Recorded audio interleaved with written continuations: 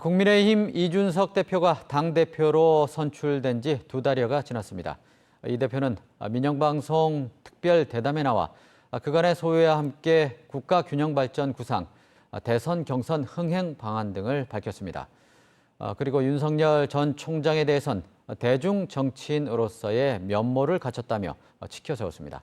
김현기 기자의 보도입니다.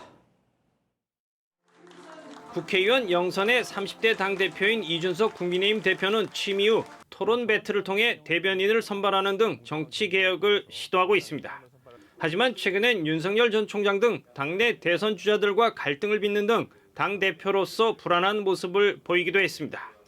이 대표는 공정한 경선 관리와 함께 후보 간 2대2 팀 배틀 토론 도입 등 경선 흥행을 위해서도 노력하겠다고 밝혔습니다.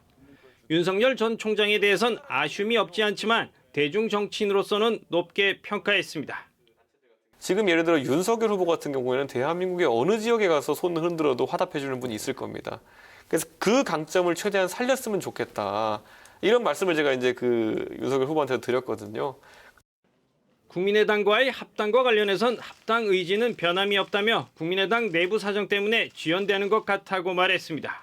우리나라의 지방자치와 균형 발전은 갈 길이 멀다며 광역지자체만이라도 과세권과 입법권 부여를 통해 자율성을 늘려줘야 한다고 주장했습니다.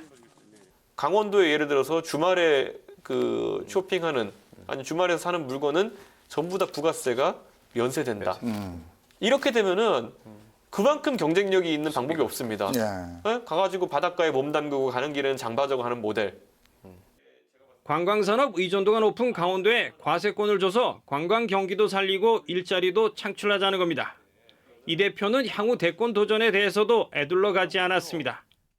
더 높은 곳을 지향하거나 더 강한 곳을 지향하지 않는다고 한다면은 그거는 정치인들에게 굉장히 부끄러운 일이고 무엇보다도 다소는 좀 우려할 수밖에 없는 그런 지점이거든요. 그렇기 때문에 저는 어느 시점에 서 있을 때 항상 높은 곳을 바라보면서 정치하고 싶습니다. 네. 알겠습니다.